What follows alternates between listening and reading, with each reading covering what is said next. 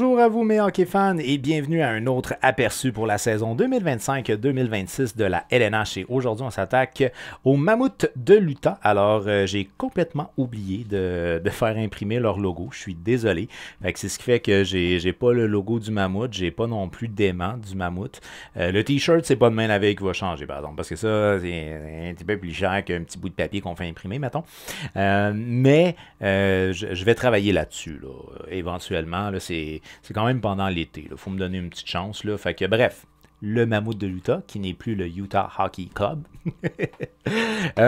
Anciennement, les Coyotes de l'Arizona, bien évidemment, vous savez l'attachement que j'avais pour cette organisation-là des Coyotes de l'Arizona. Je suis content de voir qu'est-ce qui se passe avec le Mammouth de l'Utah, parce que très honnêtement, que ce soit déjà le fait qu'il y avait un aréna professionnel, ça c'était déjà très bien, puis il y avait quand même de l'ambiance, c'est bizarre un peu parce que je trouve que les lumières sont basses, le fait qu'il fait noir, mais c'est quand même, il y avait de l'ambiance en Utah. Il y avait quand même de l'ambiance quand je jouais à Tempe, mais c'était juste beaucoup plus petit. On est d'accord. Et là, on a fait des rénovations à l'aréna. Donc, honnêtement, c'est beau ce qu'on a fait là, pour les joueurs. Là, ça fait du bien. Ça fait du bien de voir que ton propriétaire croit en toi et qu'il investit en toi. Puis, tu sais, ce qu'on veut faire là, du côté de Smith, c'est vraiment d'implanter le hockey en Utah. Donc, c'est le fun. On a fait, c'est quoi, c'est un complexe d'entraînement, je pense. En tout cas, je sais pas trop, ils ont retravaillé la structure là, qui fait qu'il y a un peu plus de place assise pour du hockey, parce que c'était prévu plus pour le basketball à la base. Fait que, honnêtement, on a investi dans le club. C'est sûr que c'est pas un des arénas avec les plus grosses capacités de la Ligue. Ça reste dans les petites capacités, mais c'est une aréna de la Ligue nationale claire. Point. Fini. That's it. Et voilà. Alors, honnêtement, c'est intéressant. Puis en plus, tu sais, on investit dans les joueurs. Et ça, encore là, c'est une autre affaire qui est intéressante. Du côté du Mammouth de l'Utah, tu sais, on a vraiment bâti à partir de notre pêchage, à la limite des petites transactions aussi là, pour aller chercher des espoirs. Mais tu sais, on veut vraiment bâtir à partir de nos espoirs. Puis on centre notre construction alentour de notre capitaine Clayton Keller. Et puis on a bien fait les choses. Mais après ça, quand on est arrivé en Utah, on a permis à Armstrong d'aller signer des gars, d'aller chercher des gars, de dépenser des sous. Et honnêtement, ça fait du bien et c'est le fun. Parce que là, moi, ce que je trouve, c'est que petit pas par petit pas, le Utah Hockey Club ou le Mammouth, ils ont connu peut-être une des meilleures entre-saisons. Parce qu'ils ont fait des beaux ajouts pour le besoin qu'ils ont. Pour les besoins qu'ils ont. Et honnêtement, ça, je trouve ça super. Fait d'aller chercher, bon, c'est sûr que Peterka, c'est vraiment la pièce, là, la viande là, de toute l'entre-saison. Mais la signature de Vitek Vanecek aussi. Très importante, cette signature-là. Nate Schmidt, c'est de la profondeur. Tanev, c'est de la profondeur. Mais quand même, c'est des gars, Tanev, là, si on fait des séries, on va être content de l'avoir. Nate Schmidt, c'est un défenseur un petit peu plus petit, très mobile. Là. Il aime ça bouger. C'est un défenseur dynamique. Mais ça fait une belle profondeur. C'est sûr, on se croise les doigts. Plus de blessures, s'il vous plaît. Plus de blessures. Parce que Marino, la saison dernière, 35 matchs. Sean Durzi, 30 matchs. Ça fait mal. Tu sais, quand que dans tes défenseurs, tu en as deux de ton top 4 qui sont blessés à long terme. Ça fait mal. Bon, c'est sûr que là, on a été chercher J.J. Peterka. Il a fallu donner. On avait Michael Kesselring qui était un grand et gros défenseur qu'on avait du côté anciennement des Coyotes, ensuite de ça du côté du Mammouth, qui a bien fait, là, qui avait très bien fait. Puis je pense qu'il va rendre de fiers services au Sabre parce que c'est un défenseur que, tu sais, on s'attendait pas nécessairement à ce qu'il soit vraiment pleinement établi LNH là, du côté des Coyotes, mais tu sais, garde, c'est ça. Là, la saison passée, 82 matchs, 29 points plus 4 pour Michael Kesselring.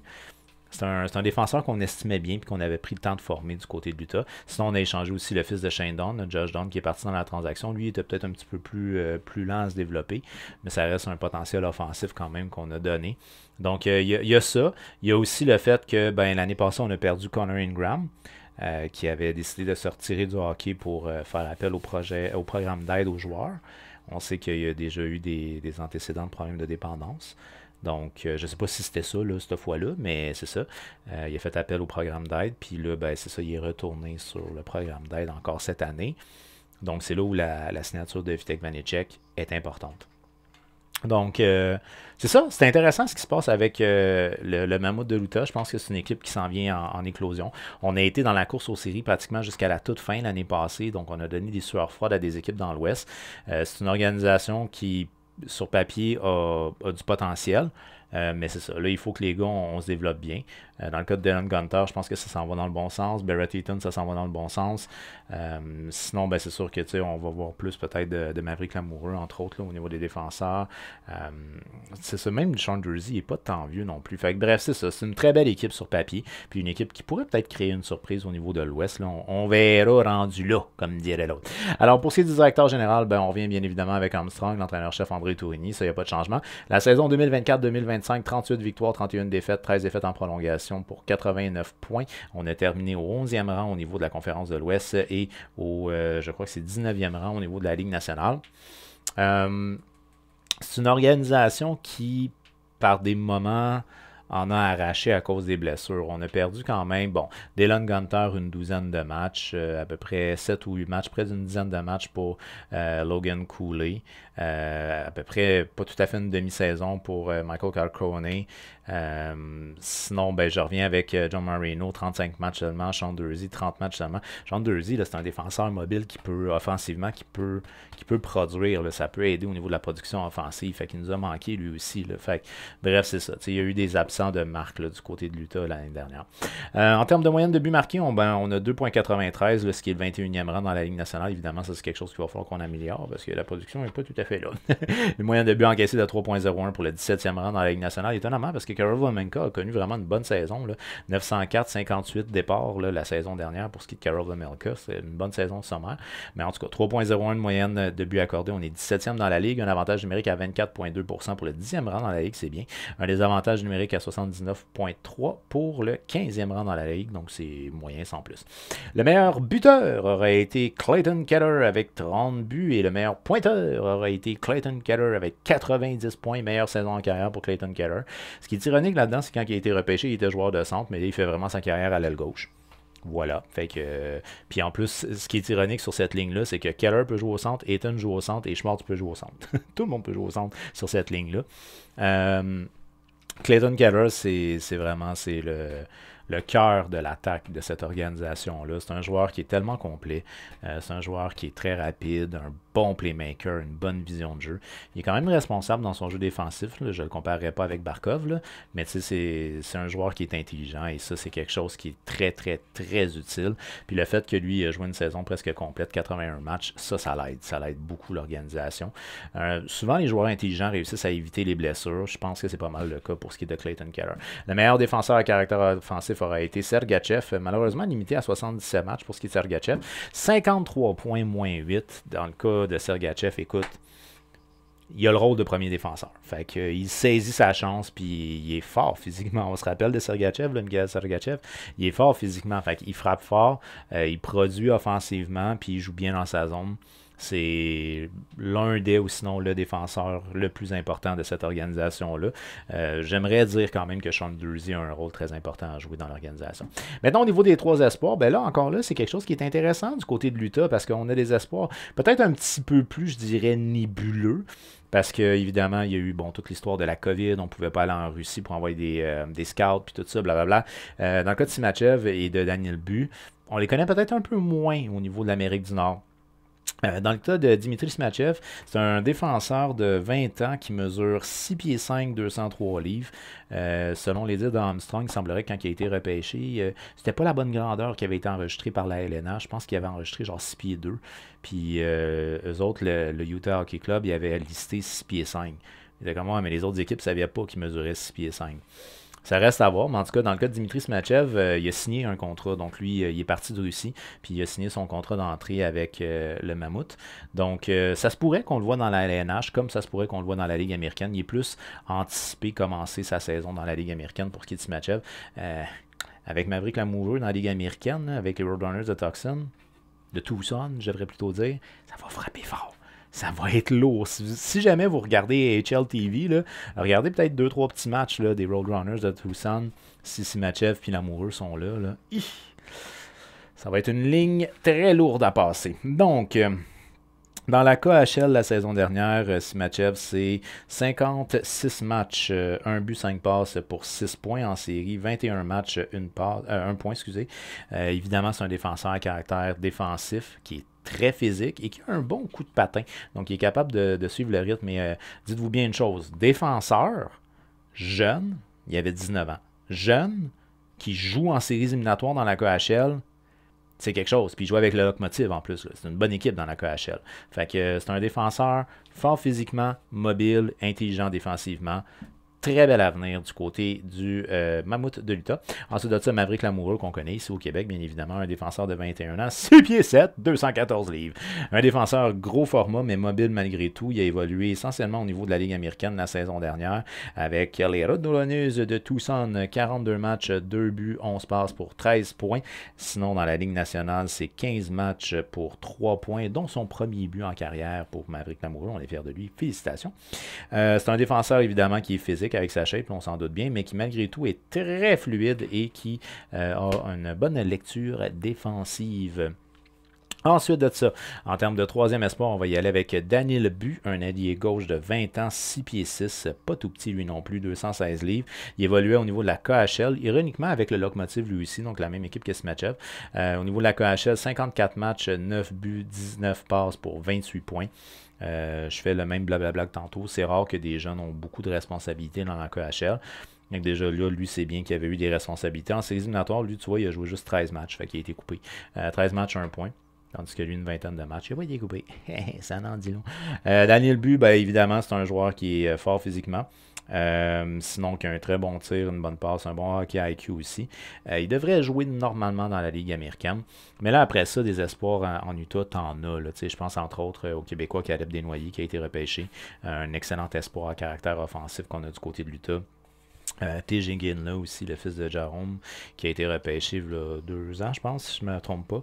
Un attaquant qui est capable de frapper fort, là, qui est capable d'amener un aspect physique en plus d'avoir du talent offensif. Fait qu'on a des bons espoirs là, du côté de l'Utah, puis ça va être le fun à voir pour la suite des choses. Là, ben c'est ça. On a eu des départs, dont entre autres Mathias Maccelli, qui avait connu de toute façon une saison décevante, qui lui est parti du côté de Toronto. Ce qui a libéré un spot là, ici pour notre cher ami J.J. Peterka qu'on a été chercher des Sables de Buffalo. Selon ce que j'ai compris, c'est vraiment dans l'objectif de le faire jouer sur la première ligne qu'on a été chercher. Fait qu'on va y aller avec J.J. Peterka sur la première ligne. Donc, on a ici Dylan Gunter sur ma première ligne du côté gauche, 60 points, 70 matchs. Dans son cas à lui, la progression, elle est bonne et on s'en va dans le bon sens. Très bonne saison pour le jeune, 60 points en 70 matchs, seulement 22 ans pour Dylan Gunter, 65 points en 75 matchs pour le jeune Logan Cooley, 21 ans dans son cas à lui. Écoute, centre de premier trio dans la LNH à l'âge de 21 ans, 65 points, 75 matchs. Je sais que vous l'avez vu dans des highlights, là, il y a des méchantes mains magiques, ce jeune-là, mais très bonne vision de jeu, un excellent playmaker. C'est un jeune qui est le fun à voir jouer, il est électrisant, c'est plaisant. Et qu'on fait jouer avec Peterka, 68 points, 77 matchs. Il avait connu une excellente saison, puis là, en plus, il est capable de s'impliquer physiquement. Ça aussi, c'est quelque chose qui est intéressant du côté de Peterka.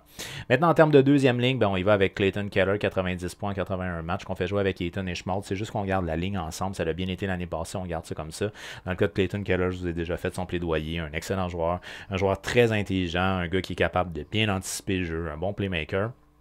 Barrett Ayton, un développement un petit peu plus lent, quand même une saison respectable avec 46 points en 82 matchs, mais on a besoin de quelqu'un qui joue au centre. On pourrait faire jouer Clayton Keller au centre et Nick Schmaltz aussi au centre, ça serait pas un problème, les deux sont habitués. Dans le cas de Keller, ça commence à faire une couple d'années par exemple qu'il va jouer au centre. Schmaltz, lui, il joue un petit peu plus souvent au centre, là. Keller, ça fait longtemps. Par la suite, ben, Nick Schmaltz qui est à la droite de mon deuxième trio, 63 points, 82 matchs. Bonne saison. Deux très très bons amis. Là. Keller, Schmaltz, ils se voient à l'extérieur de la patinoire, tous là, sont très proches. Ça fait des années qu'ils jouent ensemble. Fait qu'on garde ça ensemble.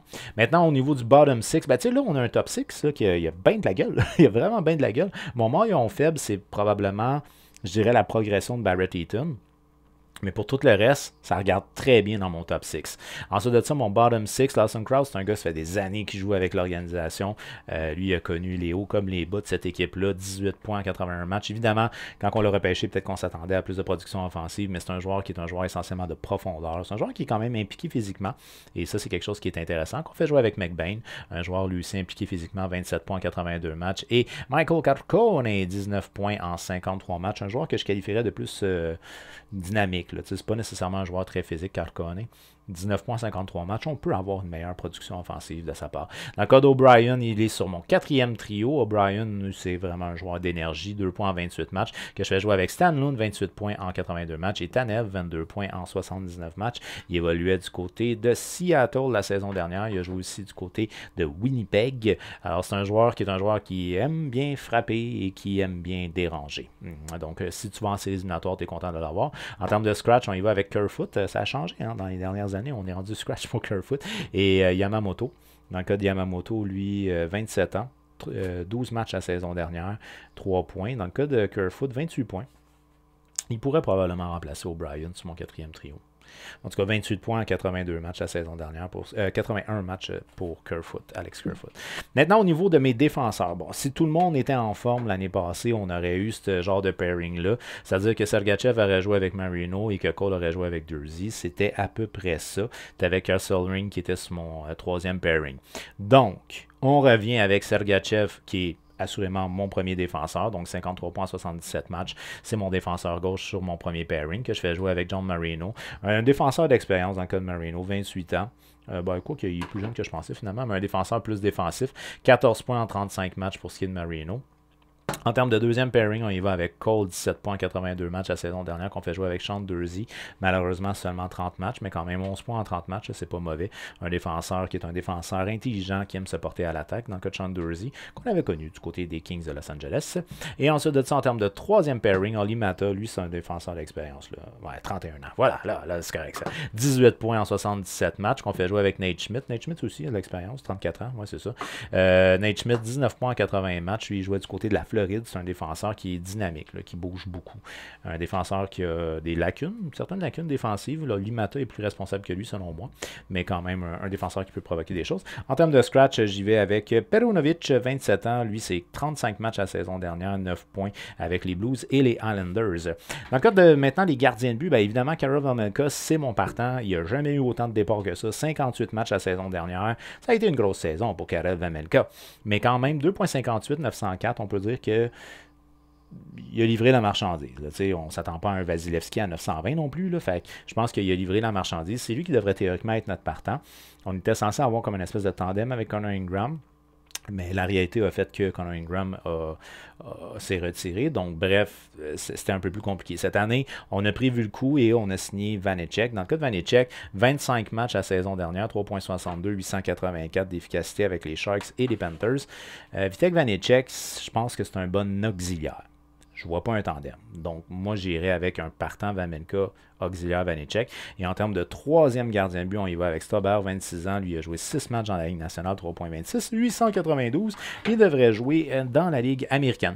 Alors, du côté de l'Utah, ben écoute, le Mammouth de l'Utah, moi, je pense que sur papier, c'est une équipe que tout ce qu'on a de besoin, là, on a des jeunes qui vont rentrer dans leur prime. C'est plus juste des jeunes. On a des gars qui ont déjà commencé à avoir une progression marquée très intéressante. Clayton Keller, il est dans son prime. Sergachev, il est dans son prime. Fait que, tu sais, je pense qu'on a quelque chose de beau du côté de l'Utah. Par contre, c'est sûr que ça reste qu'il y a d'autres équipes qui ont des choses très, très belles. On a des jeunes qui s'en viennent et qui vont pousser. D'après moi, l'Utah, tu sais, oui, ils ont été dans la course, mais je pense pas que cette année non plus, ils vont être capables de faire partie des séries éliminatoires. Ils ont fait des beaux ajouts, mais est-ce que c'est suffisant pour dire qu'on va participer aux séries? Je ne sais pas. Et au niveau de la division, moi, je les ai mis 6e. Écoute, ça joue dur, ça joue dur. Quand même, 6e. Je pense que je suis un peu méchant, 6e. Enfin bref, d'après toi, le Mammouth de l'Utah, est-ce qu'on fait les séries éliminatoires cette année? On était dans le cours jusqu'à la fin de l'année passée. Puis à quelle position qu'on va terminer au niveau de la division métropolitaine? Fais-le moi savoir au travers des commentaires. On n'oublie pas, on fait un petit j'aime et on partage cette vidéo-là pour être un maximum de hockey fans à jaser de hockey, puisque la saison s'en vient là, très prochainement. Et on s'abonne et active la petite cloche parce qu'il y a d'autres aperçus pour la saison 2025-2026 qui s'en viennent très prochainement. Je te dis un gros merci d'avoir regardé ma vidéo et on se revoit très bientôt.